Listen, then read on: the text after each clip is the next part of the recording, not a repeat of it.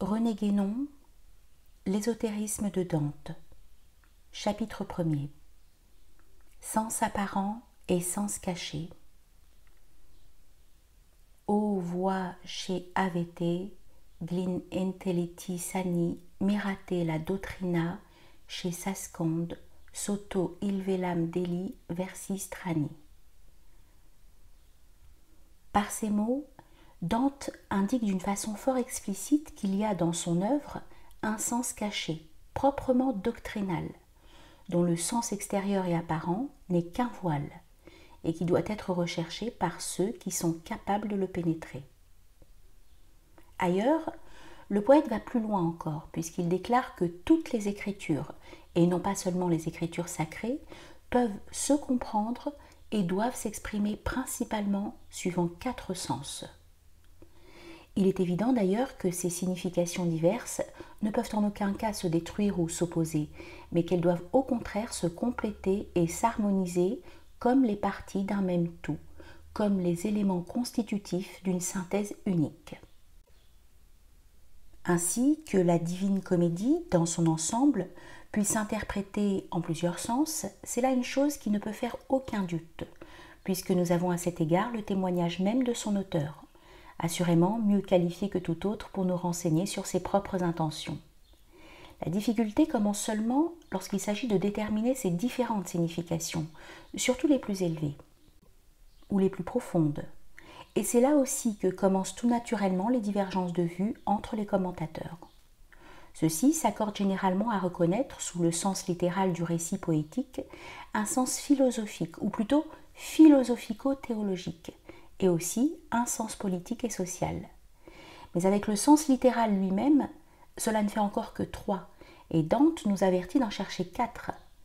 Quelle est donc la 4e ? Pour nous, ce ne peut être qu'un sens proprement initiatique, métaphysique en son essence, et auquel se rattachent de multiples données, qui, sans être toutes d'ordre purement métaphysique, présentent un caractère également ésotérique.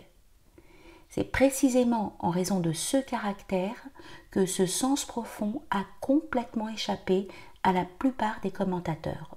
Et pourtant, si on l'ignore ou si on le méconnaît, les autres sens eux-mêmes ne peuvent être saisis que partiellement parce qu'il est comme leur principe, en lequel se coordonne et s'unifie leur multiplicité. Ceux même qui ont entrevu ce côté ésotérique de l'œuvre de Dante ont commis bien des méprises quant à sa véritable nature, parce que, le plus souvent, la compréhension réelle de ces choses leur faisait défaut, et parce que leur interprétation fut affectée par des préjugés qu'il leur était impossible d'écarter. C'est ainsi que Rossetti et Arrou, qui furent parmi les premiers à signaler l'existence de cet ésotérisme, crurent pouvoir conclure à l'hérésie de Dante, sans se rendre compte que c'était là mêlé des considérations se rapportant à des domaines tout à fait différents. C'est que, s'ils savaient certaines choses, il en est beaucoup d'autres qu'ils ignoraient, et que nous allons essayer d'indiquer sans avoir aucunement la prétention de donner un exposé complet d'un sujet qui semble vraiment inépuisable. La question pour Arrou s'est posée ainsi. Dante fut-il catholique ou albigeois ? Pour d'autres, elle semble plutôt se poser en ces termes. Fut-il chrétien ou païen ?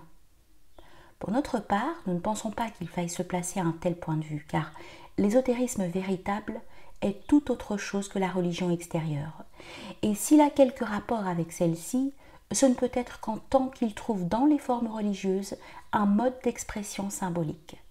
Peu importe d'ailleurs que ces formes soient celles de telle ou telle religion, puisque ce dont il s'agit est l'unité doctrinale essentielle qui se dissimule derrière leur apparente diversité. C'est pourquoi les anciens initiés participaient indistinctement à tous les cultes extérieurs, suivant les coutumes établies dans les divers pays où ils se trouvaient. Et c'est aussi parce qu'ils voyaient cette unité fondamentale, et non par l'effet d'un syncrétisme superficiel, que Dante a employé indifféremment, selon les cas, un langage emprunté soit au christianisme, soit à l'Antiquité gréco-romaine. La métaphysique pure n'est ni païenne ni chrétienne. Elle est universelle.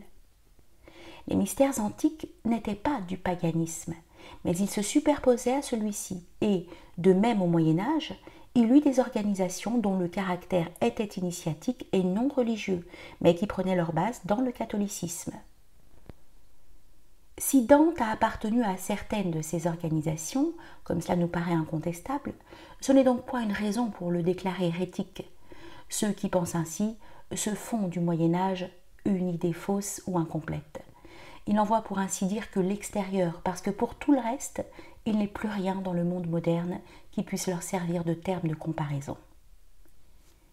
Si tel fut le caractère réel de toutes les organisations initiatiques, il n'y eut que 2 cas où l'accusation d'hérésie put être portée contre certaines d'entre elles ou contre quelques-uns de leurs membres, et cela pour cacher d'autres griefs beaucoup mieux fondés ou tout au moins plus vrais, mais qui ne pouvaient être formulés ouvertement. Le premier de ces 2 cas est celui où certains initiés ont pu se livrer à des divulgations inopportunes, risquant de jeter le trouble dans les esprits non préparés à la connaissance des vérités supérieures, et aussi de provoquer des désordres au point de vue social. Les auteurs de semblables divulgations avaient le tort de créer eux-mêmes une confusion entre les 2 ordres, ésotérique et exotérique, confusion qui, en somme, justifiait suffisamment le reproche d'hérésie. Et ce cas s'est présenté à diverses reprises dans l'islam, où pourtant les écoles ésotériques ne rencontrent normalement aucune hostilité de la part des autorités religieuses et juridiques qui représentent l'exotérisme. Quant au second cas, c'est celui où la même accusation fut simplement prise comme prétexte par un pouvoir politique pour ruiner des adversaires qu'il estimait plus redoutables, qu'ils étaient plus difficiles à atteindre par les moyens ordinaires. La destruction de l'ordre du Temple en est l'exemple le plus célèbre, et cet événement a précisément un rapport direct avec le sujet de la présente étude.